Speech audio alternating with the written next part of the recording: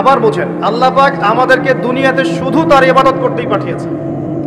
আল্লাহ পাক এখানে একটা পরীক্ষায় ফেল করেছি হতাশ হয়ে আত্মহত্যা করতে পারেন নাই। আল্লাহ পাক এখানে একটা মেয়ের পিছনে ঘুরে জীবন নষ্ট করতে পারেন নাই। আল্লাহ পাক এখানে আমাদেরকে ধর্ষণের সেঞ্চুরি করতে পারেন নাই। আল্লাহ পাক এখানে আমাদেরকে অন্যায়ভাবে অন্যের সম্পদ আত্মসাৎ করতে পারেন নাই। মাদকের যে ভয়াল থাবা চলছে এর মধ্যে নেশায় বুধ হয়ে যাওয়ার জন্য আল্লাহ পাক আমাদেরকে পাঠান নাই। কি জন্য পাঠিয়েছে? পলিটিক্যাল মারামারি করতে আল্লাহ পাঠান নাই আমাদেরকে দুনিয়ায়। সোশ্যাল ক্ষমতার দ্বন্দ্বে লিপ্ত হওয়ার জন্য পাঠান নাই।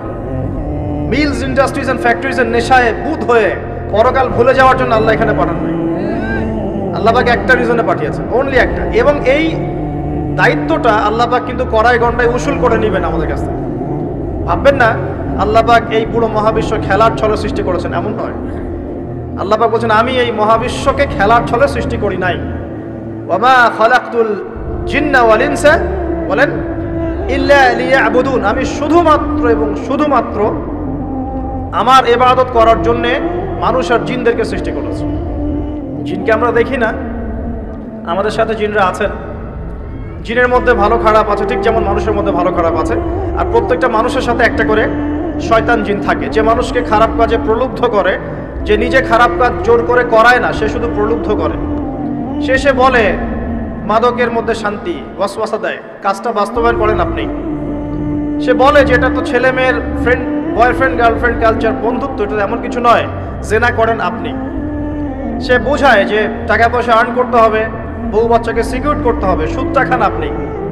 সে বোঝায় যে তুই তো একসময় চলে যাবি, সন্তানদের জন্য কি রেখে গেলি, তখন ঘুষটা খান আপনি। সে বোঝায় যে অন্যের সম্পদ যদি আত্মসাৎও করি, শেষ বয়সে কাবা ঘরে গিয়ে হজ করে নিব, ব্যাস, দ্যাটস অল, আমার পুরো আমল নামা চকচকা হয়ে যাবে। এভাবে শয়তান ওয়াসওয়াসা দেয়, কিন্তু কাজটা করি আমরা। আল্লাহ পাক কি বলেছেন? এই দুনিয়া হচ্ছে সিজনুল লিল মুমিন। নবীজি বলছেন আর দুনিয়া সিজনুল লিল মুমিন, দুনিয়া মুমিনদের জন্য কারাগার। কারাগার মানে যেখানে আমি স্বতন্ত্র স্বাধীন নই। এখানে প্রশাসন অনেক ভাই বোন আছেন, তারা জানেন কারাগার কি জিনিস। আর যারা দুই একবার যাওয়া আসা করেছে ওরা জানে কি জিনিস। এখানে আপনার কোনো ব্যক্তি স্বাধীনতা নাই। আপনি আপনার ইস্তেঞ্জা করবেন, শিশি যেতে পারবেন না, আপনি পারমিশন নিতে হবে, তারা নিয়ে যাবে, তারপরে যেতে পারবেন, তাও হ্যান্ডকাপ পরিয়ে। দুনিয়া সিজনুল লিল মুমিন, দুনিয়া মুমিনদের কারাগার। এখানে আপনি খেতে পারবেন না, খাবার আসবে তারপর খাবেন। ঘুমাতে পারবেন না, যখন ঘুমানোর আদেশ দিবে তখন ঘুমাতে পারবেন। তাও কতক্ষণ ঘুমাবেন তাও ফিক্স করা। মানে কারাগার মানে কি? যেখানে আপনার ব্যক্তির স্বাধীনতা চলে না, যেখানে আমি চলবো একটা সিস্টেমের আওতায়। এখন নবীজি বলছেন দুনিয়াটাই হচ্ছে কারাগার। তাহলে এই দুনিয়ায় কেমন করে আমি প্রবৃত্তির দাসত্ব করতে পারি? কেমন করে আমি আল্লাহকে ভুলে নামাজ বাদ দিতে পারি? কেমন করে জাকাত সেই কবে ফরজ হয়েছে, মিল ইন্ডাস্ট্রিজ ফ্যাক্টরিজ করেছি, জাকাত দেই না। এই কারাগারের জীবনে বসি আমি একটা মেয়ের পিছনে দৌড়াচ্ছি, মাদক খাচ্ছি, জেনা করছি, কোনো সময় ধর্ষণ করছি, কোনো সময় সুদ খাচ্ছি, ঘুষ খাচ্ছি, দুর্নীতি করছি, এই কারাগারের জীবনে বসে, যেখানে আমার কোনো ব্যক্তি স্বাধীনতা নাই।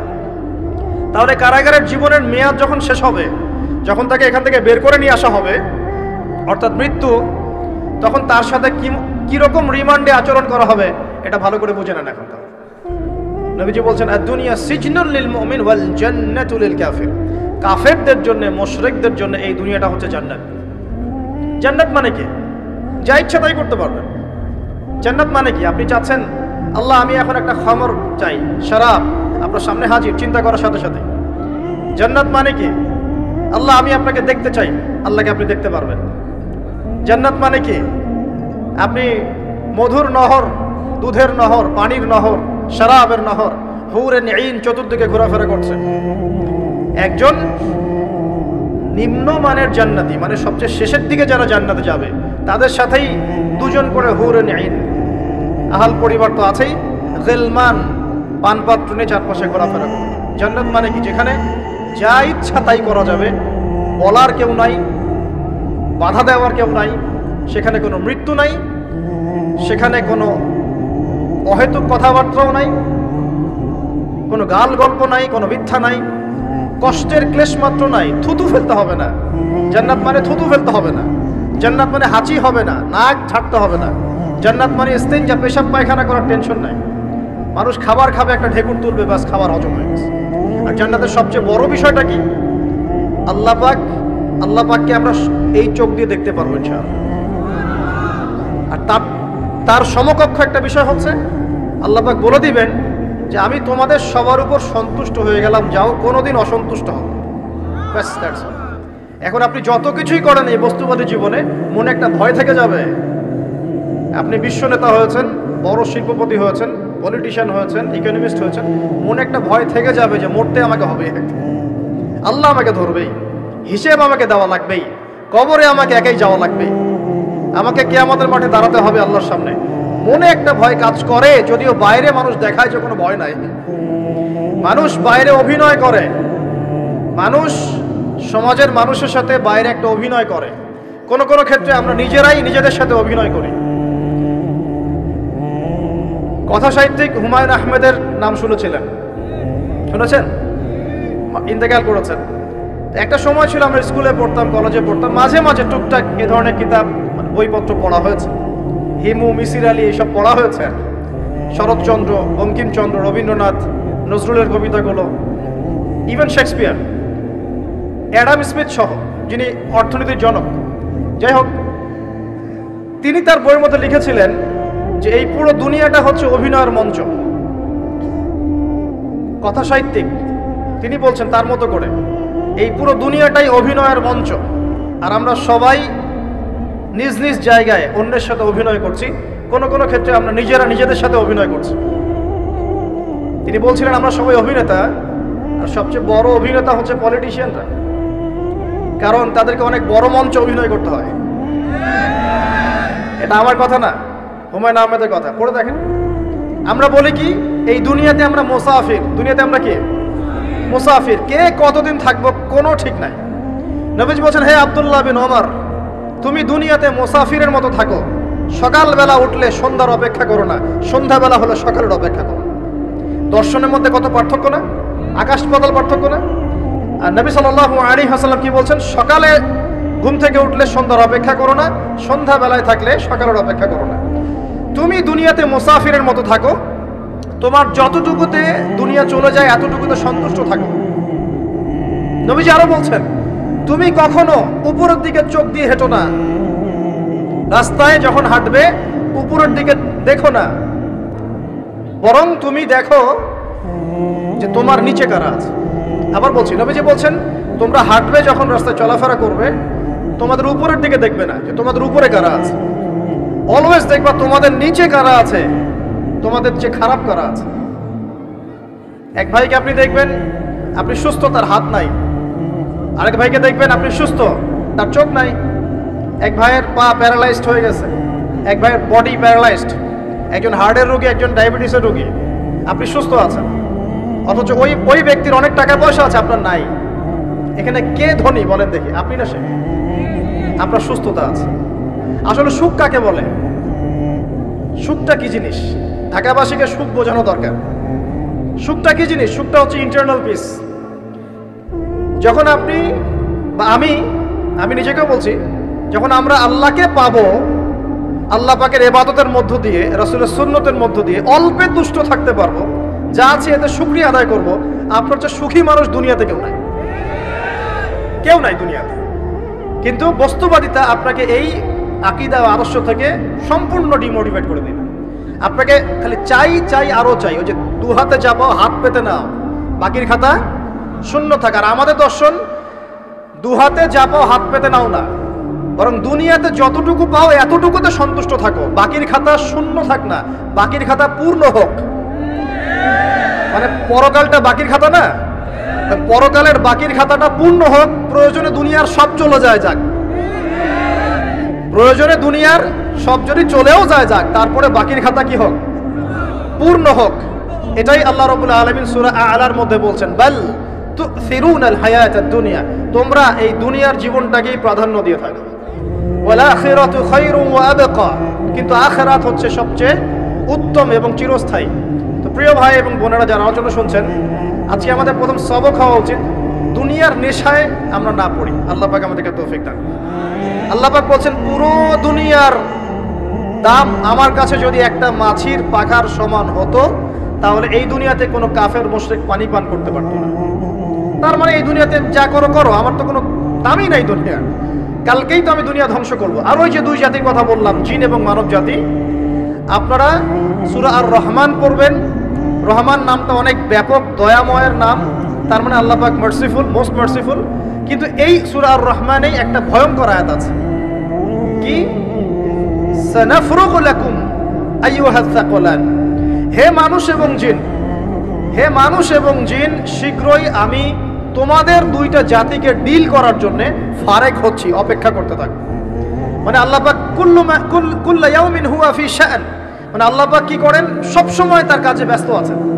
মহাবিশ্বের তো গ্রহ নক্ষত্র গ্যালাক্সির অভাব নাই, মাখলুকের কোনো অভাব নাই। আল্লাহ পাক প্রত্যেকটা মুহূর্তেই তার কাজে ব্যস্ত আছেন, তার কাজে শানে ব্যস্ত আছেন। কিন্তু এই ব্যস্ততা থেকে ফারেক হবেন কাদের জন্য? মানুষ আর জিনের জন্য। সুবহানাল্লাহ, মানুষ আর জিনের জন্য। আল্লাহ পাক বলেন সানাফরুগু লাকুম আইয়ুহাস সাকলান, দাঁড়াও, দুনিয়ার মধ্যে এইসব করে বেড়াচ্ছ, তোমাদের দুই জাতির জন্য আমি অচিরেই ফারেক হব ইনশাআল্লাহ। ওইটাই হলো কিয়ামতের দিন। যদি ওই দিনটা আমরা মাথায় রেখে চলি, ইনশাআল্লাহ আমরা কেউ বস্তুবাদী হব না ইনশাআল্লাহ। আল্লাহ পাক আমাদের সবাইকে দুনিয়া মুসাফিরের মতো থাকার তৌফিক দান করুন।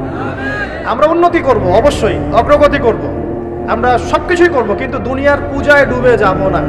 এটা একটা বড় চ্যালেঞ্জ।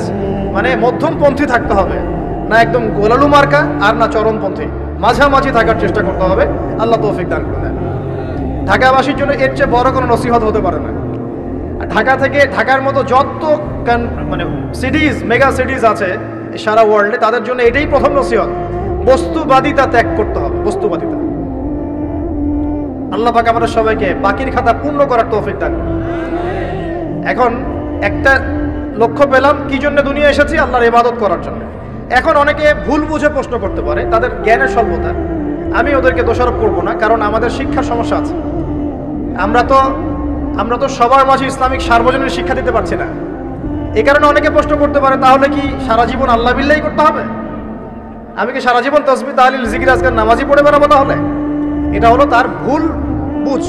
এই আয়াত সম্পর্কে ভুল ব্যাখ্যা। সঠিক ব্যাখ্যাটা কি? সঠিক ব্যাখ্যা হচ্ছে সূরা হাশরের 7 নম্বর আয়াত। কত নম্বর? সূরা হাশর 7 নম্বর আয়াত। আল্লাহ পাক বলেন, ওয়ামা আতাকুমুর রাসূলু ফাখুযুহু, রাসূলুল্লাহ সাল্লাল্লাহু আলাইহি ওয়াসাল্লাম তোমাদেরকে যা যা দিয়েছেন সব নিয়ে নাও।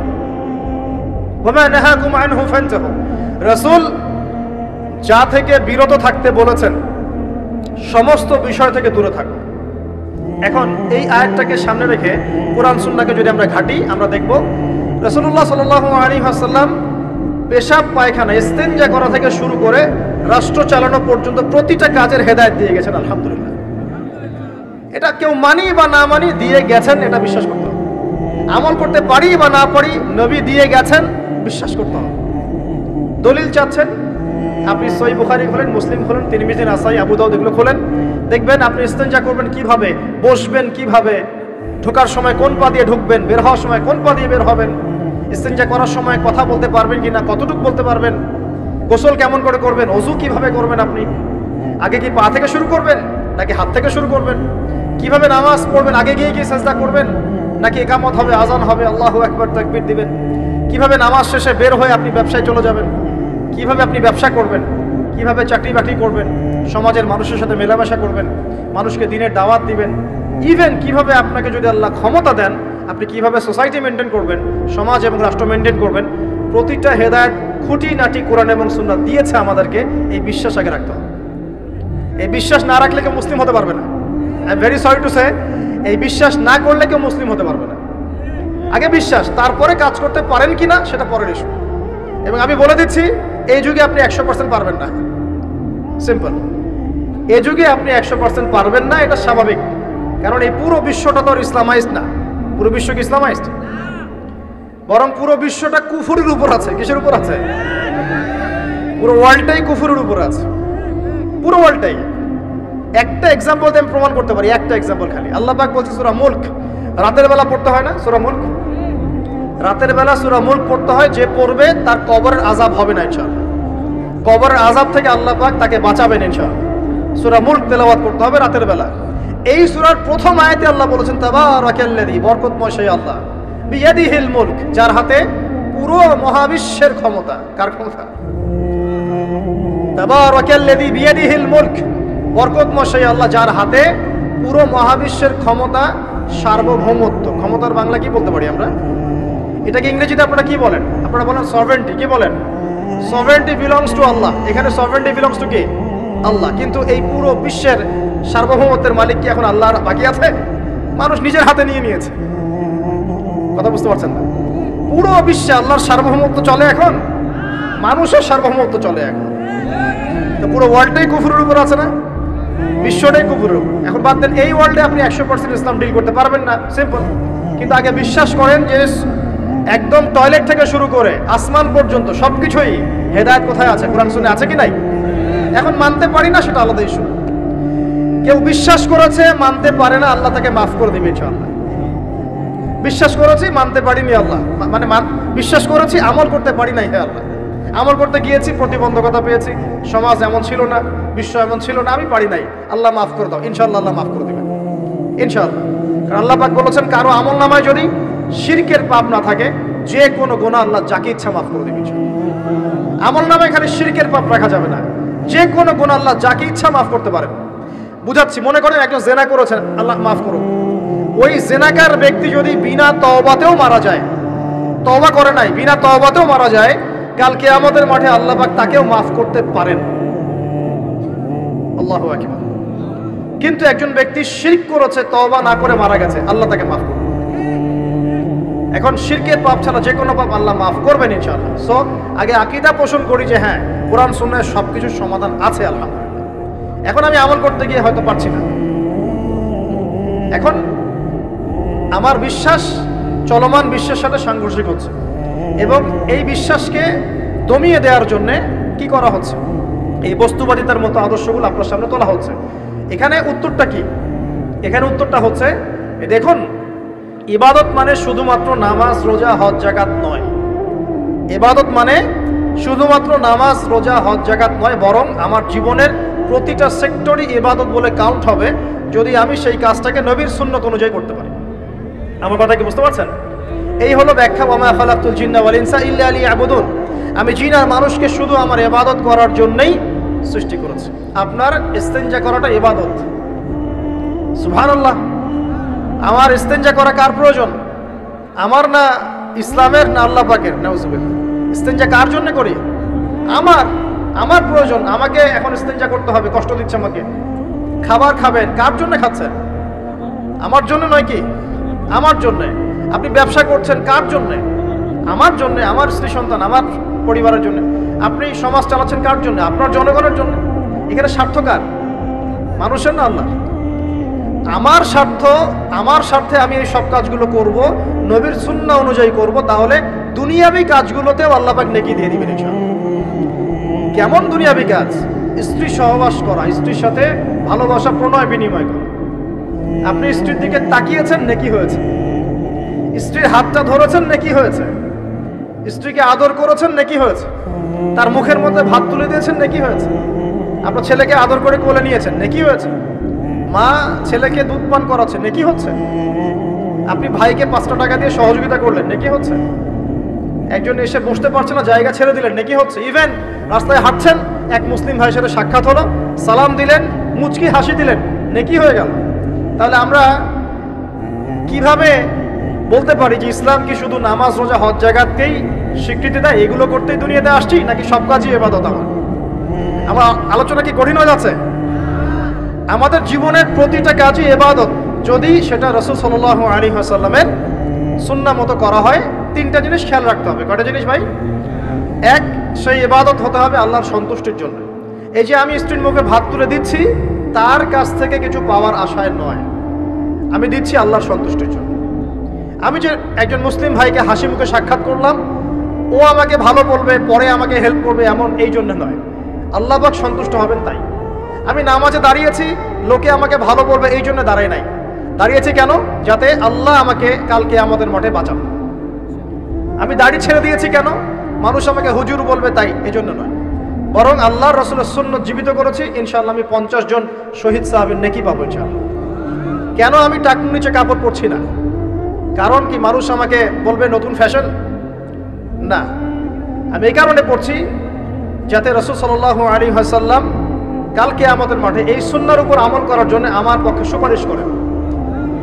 আমার ইবাদত, আমার পর্দা, আমার পরিবার, আমার ব্যবসা, আমার অর্থনীতি, আমার পলিটিক্স সবকিছু আল্লাহর জন্য করব, এই একটা হলো মূলনীতি ইবাদত কবুল হওয়ার। এক। দুই, সেই আমলটা হতে হবে রাসূলের সুন্নাহ মোতাবেক, অন্য কোনো পদ্ধতিতে নয়। মনে করেন আমি একজন খুব বড় বুজুর্গ হয়ে গেছি, নাউজুবিল্লাহ, আমরা এত বড় বুজুর্গ হয়ে যাই নাই যে টাইটেলগুলো আপনারা দেন, এগুলোর কোনো প্রয়োজনও নাই। এখন একজন বড় বুজুর্গ এসে যদি আপনাকে কোনো ইবাদতের পদ্ধতি শিখিয়ে দেয়, এই পদ্ধতিতে ইবাদত করা অনেক ভালো হবে, কিন্তু ওই পদ্ধতির সাথে রাসূলের এবং সাহাবীদের পদ্ধতির কোনো মিল নাই। মুখরোচক মনে হলো, দেখতে সুন্দর মনে হলো, এবং অনেক মানুষ তা করছে এরকম দলিল থাকলেও সেই কাজটা করা যাবে না। কারণ কি? কারণ সেই কাজটা রাসূল সাল্লাল্লাহু আলাইহি ওয়াসাল্লামের সুন্নাহ মাফিক হয়নি। আল্লাহ রাসূল করেন নাই, সাহাবীরা করেন নাই, বাস আমি করব না, সিম্পল। ইমামরাও করেন নাই, পরবর্তী জেনারেশনের কেউই করেন নাই। এখন যত ভালো টাটকা মজা লাগুক, দেখতে সুন্দর লাগুক, বহু মানুষ করছে, এইসব দলিলে ইসলাম টিকবে না। আল্লাহ পাক বোঝার তৌফিক দান করুন। এক নম্বর শর্ত আল্লাহর সন্তুষ্টির জন্য হতে হবে। দুই নম্বর রাসূলের পদ্ধতিতে হতে হবে। তিন নম্বর খুব ডিফিকাল্ট, তিন নম্বরটা বেশি ডিফিকাল্ট। প্রথম দুইটা পার হয়ে গেলেও তিন নম্বরে গিয়ে আমরা আটকে যাচ্ছি আর কি। বলবো? রাগটা করবেন না তো? তিন নম্বর হচ্ছে রিজিক হালাল হতে হবে। রিজিক হালাল হতে হবে। পশ্চিমের আদলে গড়া এই পুরো বিশ্বের বেশিরভাগ মানুষের রিজিক এখন হারাম। কেন হারাম? কারণ কোনো না কোনো ভাবে আমরা সুদের সাথে সম্পৃক্ত হয়ে যাচ্ছি, কোনো না কোনো ভাবে। আর নবীজি অনেক আগেই বলেছিলেন, 1400 বছর আগে, যে একটা জামানা তোমাদের সামনে আসবে, যে মানুষ সুদ খেতে চাইবে না তার গায়েও সুদের ছিটাফোঁটা গিয়ে লাগছে কিনা? এখন আপনি খেতে চাইবেন না, আপনাকে মেসেজ পাঠিয়ে দেওয়া হবে আপনার অ্যাকাউন্টে এত টাকায় যোগ হয়েছে। কি করবেন এখন? টাকাটা আপনি সুদের টাকা। সুদের টাকা মানে কি? এক দিরহাম যে ব্যক্তি সুদ খেয়েছে সে যেন 36টা মেয়ের সাথে জেনার পাপ করেছে। সহিহ বুখারী হাদিস, একদম অকাট্য, সহিহ, সনদ সহিহ, এমন না জয়ীফ জাল, এমন নয়। এক দিরহাম যে ব্যক্তি সুদ খেয়েছে সে যেন 36 বার জেনা করলো, নবী সাল্লাল্লাহু আলাইহি ওয়াসাল্লাম বলেছেন। আর এই হাদিস তো আপনারা জানেন যে সুদের পাপের 73টা শাখা আছে। নিচের শাখা হচ্ছে মায়ের সাথে জেনা করা, মাকে বিয়ে করা, আর উপরের শাখা হচ্ছে আল্লাহ এবং তার রাসূলের সাথে যুদ্ধ করা। এগুলো অবলীলায় করছি আমরা। আর নবীজি বলছেন 4 শ্রেণীকে আমি অভিশাপ দিয়ে গেলাম। আল্লাহর নবী অভিশাপ দিয়ে গেলেন মানে সে জাহান্নামে যাবে, কোনো অবস্থাতেই জান্নাতে যাবে না। ইল্লা মা শা আল্লাহ। 1, যে সুদ খায়। 2, যে সুদ দেয়। 3, সাক্ষী থাকে। 4, লিখে রাখে। এখন বলেন এই সিস্টেমের বাইরে কতজন মানুষ আছে? এর বাইরে আবার আছে যাকাত না দেয়া, সম্পদ হারাম হয়ে যাচ্ছে। এর উপর আবার আছে ঘুষ যা না দিলে অনেক সময় চাকরি বাকরি হয় না। আর আস্তে আস্তে এগুলো আমরা ট্রেডিশন বানিয়ে নিয়েছি। এক সময় আমরা, শোনেন, এটাকে বলা হয় নিউট্রালাইজেশন, মানে স্বাভাবিকীকরণ। খুব কঠিন টার্ম বলে ফেলছি মনে কিছু। যেমন আগে ধর্ষণ হলে আমরা খুবই সোচ্চার ছিলাম এবং সারা এলাকা ফেটে যেত, এত বড় কথা। কেউ মাপে কম দিলে, ধরা পড়লে চক্ষু লজ্জায় সে সমাজে চলতে পারতো না। কেউ চুরি করলে চক্ষু লজ্জায় বের হতে পারতো না। আস্তে আস্তে আস্তে আস্তে আস্তে আস্তে এই যে মাপে কম দেয়া বলেন, সুদ বলেন, জেনা বলেন, আস্তে আস্তে পাপগুলোকে আমরা নিউট্রালাইজেশন করে ফেলেছি, নিউট্রালাইজ হয়ে গেছে। হ্যাঁ, দর্শন ডেইলি 4-5টা হয়, সুদ সবাই খায়, আমিও খাই। জেনা তো সবাই করে, বয়ফ্রেন্ড গার্লফ্রেন্ড ফ্রি মিক্সিং আছে, আমি করলে সমস্যা কি? ওর তো 4টা, আমার তো মাত্র 1টা। ওর চেয়ে আমি ভালো। ওর 5টা বয়ফ্রেন্ড, আমার তো 1টা। ওর 4টা গার্লফ্রেন্ড, আমার তো 1টা। আমি তো ভালো। আমার ছেলে খুব ভালো, শুধু মাঝে মাঝে একটু ড্রিঙ্কস করে, ব্যাপারটা এরকম আর কি। তো এই যে পাপকে নিউট্রালাইজেশন করা হচ্ছে আস্তে আস্তে, স্বাভাবিকীকরণ। এই ফ্লোতে আমরা মোটামুটি সবাই পড়ে গিয়ে এখন রিজিক হারাম হয়ে যাচ্ছে। ঘুষ দিতে হয় না, চাকরি হবে না। আবার দেখেন, জাকাত না দেওয়ার মধ্য দিয়ে রিজিক হারাম করে ফেলছি, সুদ খাওয়ার মধ্য দিয়ে করছি, ঘুষ নেওয়ার মধ্য দিয়ে করছি, কোনো কোনো ক্ষেত্রে করাপশন, অন্যের সম্পদ আত্মসাতের মধ্য দিয়ে করছি। এর বাইরে যারা ব্যবসা করছি, আমরা যে দুধে দেওয়া তুলসী পাতা এমনও নয়, কোনো কোনো সময় মাপে কম দিচ্ছি, এই যে টাটকা জিনিস বলে ভেজাল খাওয়াচ্ছি। 3 দিনের বাসি তেল দিয়ে ইফতার রান্না করে খাওয়াই দিবে, বলবে একদম টাটকা জিনিস। রমজান মাস আসছে সামনে না, কত যে মানুষ বের হবে যারা তারাবির নামাজ পড়বে একদম 20 রাকাত, ওখানে রাকাত নিয়ে ঝগড়া হবে। ঠিক ওরাই যখন দেখবেন বিকালে দুপুরে ইফতার বিক্রি করবে, বিভিন্ন পণ্য বিক্রি করবে, দেখবেন যে দুনিয়ার বাসি পচা আপনাকে খাওয়াই দিবে। এই শ্রেণীর মানুষের ধারণা যে লা ইলাহা ইল্লাল্লাহ শুধু মসজিদে আছে, বাজারে নাই। এটা ধারণা লা ইলাহা ইল্লাল্লাহ মুহাম্মাদুর রাসূলুল্লাহ এটা মসজিদে আছে, বাজারে সমাজে অন্য জায়গায় নাই। এটা তাদের ধারণা। তাদের এই ধারণা অচিরেই ভাঙবে যখন মৃত্যুর দূত চলে আসবে। তখন বুঝবে লা ইলাহা ইল্লাল্লাহ একটা সার্বজনীন কালিমা, যেটা জীবনের সব ক্ষেত্রেই চলতে হবে। আল্লাহ পাক আমাদেরকে বোঝার তৌফিক দান করুন। তো ব্যবসা করছি আলহামদুলিল্লাহ, অ্যাটলিস্ট সুদ খাচ্ছি না। তবে এতটুকু মনে রাখবেন, ব্যবসায়ীদের অসততার কারণে, আমানতের খেয়ানতের কারণে একটা আযাব আসে। হাদিসের মধ্যে আসছে একটা আযাব আসে। নবীজি বলেছেন, যখন একটা জাতির ব্যবসায়ীরা মাপে কম দেওয়া শুরু করে, মিথ্যা কসম করে পণ্য বিক্রি করা শুরু করে এবং আমানতের খেয়ানত করে, তখন ওই জাতির উপর দুর্ভিক্ষ চাপিয়ে দেওয়া হয়। কি চাপিয়ে দেওয়া হয়? দুর্ভিক্ষ চাপিয়ে দেওয়া হয়। মনে করছেন যে হয়তো দুর্ভিক্ষ নাই, পুরো ওয়ার্ল্ড ওয়াইড একটা নীরব দুর্ভিক্ষ চলছে এখন আস্তে আস্তে। সকালে একটু আগে বলেছিলাম না, গরিব মানুষ আলু ভর্তা, ডাল আর ডিম ভাজা দিয়ে ভাত খেত আগে। এখন তারা বলে আমরা ডিমই দেখতে পারি না চোখে। ডিমও খাওয়ার এখন সামর্থ্য হচ্ছে না অনেকেরই। আপনি শোনেন, আমি একটা জব করতাম, মনে করেন স্যালারি পেতাম 5,000 টাকা, এখন পাচ্ছি 10,000 টাকা। কিন্তু 10,000 টাকা স্যালারি পাওয়ার পরেও আগে 5,000 টাকা দিয়ে আমি সংসার চালাতে পারতাম, এখন 10,000 টাকা দিয়ে পারছি না। কারণ কি? কারণ হচ্ছে মুদ্রাস্ফীতি, দ্রব্যমূল্যের ঊর্ধ্বগতি, এর পাশাপাশি আছে আমানতের খেয়ানত করা, করাপশন এবং কিছু অসৎ ব্যবসায়ীর এই দুরভিসন্ধি। এসবের কারণে সাফার করছি কারা? আপনি তো সাফার করবেন না, কারণ আপনার তো ফ্ল্যাট আছে বড়। আপনি তো সাফার করবেন না, বিকজ আপনার আমার তো 3 বেলা খাওয়ার টাকা পয়সা আছে। এই যে আমি এসেছি, আমাকে ভালো অঙ্কের হাদিয়ে দিচ্ছে, আমি তো সাফার করবো না। সাফার কে করবে? সাফার করবে রিক্সাওয়ালা ভাই, ভ্যানওয়ালা ভাই, এই যে রাস্তাঘাটে যারা আশপাশে বাসা করে আছে, যারা দারিদ্র্য সীমার নিচে আছে, এদের সংখ্যা কত আপনার মনে হয়? মিনিমাম 3 থেকে 4 কোটি মানুষ আমাদের দেশের। মনে হচ্ছে পপুলেশনটা কম। উমর রাদিয়াল্লাহু আনহু বলতেন, আমি ভয় করি যদি আমার অধীনে একটা মেষপালক, মানে যে মেষ চড়ায়, এই মেষপালক এবং তার মেষ যদি না খেয়ে মারা যায়, আমি ভয় করি আল্লাহ কাল কিয়ামতের মাঠে আমাকে দাঁড় করিয়ে বলবেন, হে ওমর, তোমার তত্ত্বাবধানে এই ব্যক্তি না খেয়ে মরলো কেন? এগুলো হিস্ট্রি হয়ে গেছে জাদুঘরে। এগুলো কোথায়? যা মিউজিয়ামে, হিস্ট্রি মিউজিয়ামে। কিন্তু এটাই ইসলাম। এখন সলিউশন কি? একটু এই জায়গায় কথা বলে সামনে যাই, একটু মনোযোগ দেন। সলিউশনটা কি? প্রথম কথা হচ্ছে আমাদের সবাইকে আমানতদার হতে হবে ভাই, প্লিজ। যে যার জায়গা থেকে আমানতের পরিচয় দিয়ে আল্লাহ পাক তৌফিক দান করুন। 2 নাম্বার, অল্পে তুষ্ট থাকার চেষ্টা করতে হবে। অল্পে তুষ্ট থাকার চেষ্টা করি, আল্লাহ তৌফিক দান করুন। 3 নাম্বার, কোনো প্রকার সম্পদ অপচয় করা যাবে না। কোনো প্রকার সম্পদ, না ব্যক্তিগত, না সোশ্যাল, না আমরা জনগণ, রাষ্ট্রীয় সম্পদ, কোনোভাবেই সম্পদ অপচয় করা যাবে না। আমরা প্রচুর অপচয় করি, প্রচুর। আমরা জনগণরাই করি।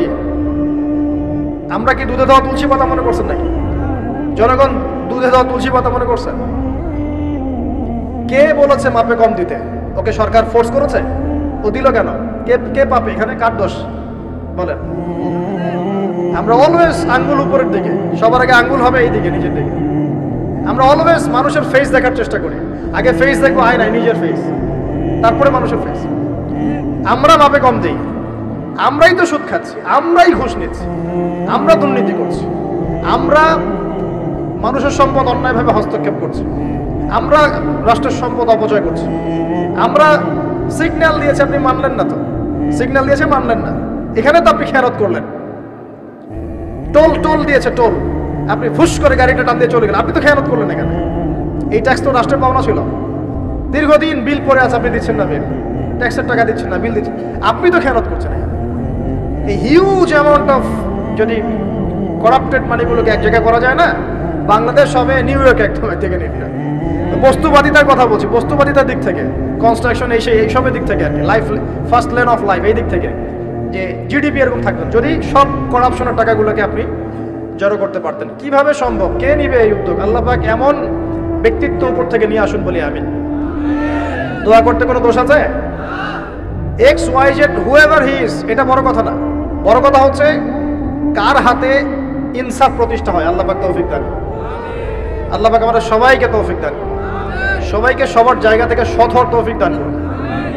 আল্লাহ পাক সবার আগে আমাকে সৎ হওয়ার তৌফিক দান করুন এবং আপনাদের সবাইকে সৎ হওয়ার তৌফিক দান করুন।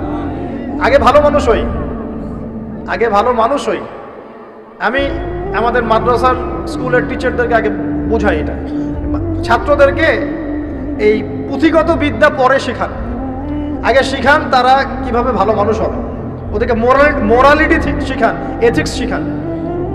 বই পুস্তকে ডিগ্রি সার্টিফিকেট অর্জন করে আমি কি করব যদি আমি ভিতর থেকে মানুষ হতে না পারি? অনেক ডিগ্রি আছে আমার, কিন্তু আমি তো হিংসা করি মানুষকে, আমি আত্ম অহংকারে ভোগী, আমি অন্যের উন্নতি দেখতে পারি না, আমি মিথ্যা বলছি, প্রতারণা করছি, তাহলে আমি তো ভিতর থেকে পুঁথিগত বিদ্যায় দক্ষ হয়ে আল্লাহর কাছে পার পাবো না। পাবো? আল্লাহ পাক আমাদের সবাইকে ভিতর থেকে ভালো হওয়ার তৌফিক দান করুন বলি আমি।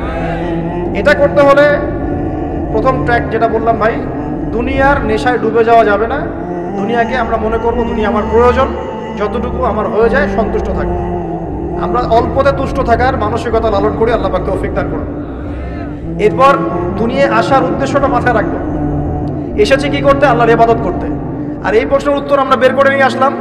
ইবাদত মানে শুধু নামাজ, রোজা, হজ, যাকাত নয়। ইবাদত মানে আমার জীবনের প্রতিটা কাজই ইবাদত। 3 শর্ত পূরণ করতে হবে। 1, আল্লাহর জন্য হতে হবে। 2, রাসূলের সুন্নাহ মাফিক হতে হবে। 3, আমাদের উপার্জনটা হালাল হবে।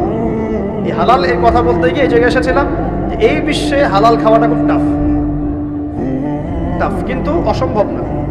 এখানে এই আয়াতের উপর আমল করলেই ইনশাআল্লাহ আল্লাহ মাফ করে দিবেন। সেটা হলো ফাত্তাকুল্লাহা মাসতাতা'তুম, ফাত্তাকুল্লাহা মাসতাতা'তুম। আল্লাহ পাক বলেছেন তোমরা সাধ্য মতো আল্লাহকে ভয় করো, তোমরা সাধ্য মতো ভয় করো। আমি বেঁচে থাকার চেষ্টা করি, আল্লাহ ওই চেষ্টাটাই দেখবেন ইনশাআল্লাহ তাআলা। 3টা জিনিস আমি আপনাদের মধ্যে ঢুকিয়ে দিতে চাই আজকের লেকচারে, যেটা আমি নিজের মধ্যে নিয়েই চলি যেদিন থেকে ইসলামের বুঝ এসেছে ওই দিন থেকে। 1, স্বপ্ন। 1 কি? স্বপ্ন। আপনি স্বপ্ন দেখতে শেখেন, ড্রিম বিগ। আপনি বড় স্বপ্ন দেখতে শেখেন। স্বপ্ন দেখেন যে ইনশাআল্লাহ একদিন পুরো বাংলাদেশ কেন পুরো বিশ্বে ইসলামের জয় জয়কার হবে ইনশাআল্লাহ। কথিত ইসলাম না, প্রকৃত ইসলাম ইনশাআল্লাহ। কথিত আর প্রকৃত ইসলাম কিন্তু এক না। কথিত ইসলাম মানে ইসলামের নামে ধর্ম ব্যবসাও আছে, ইসলামের নামে মাজার পূজা আছে, ইসলামের নামে অনেক ভণ্ডামি আছে না? ইসলামের নামে অনেক কিছু চলে যেগুলো আসলে ইসলামের সাথে সম্পর্কিত না।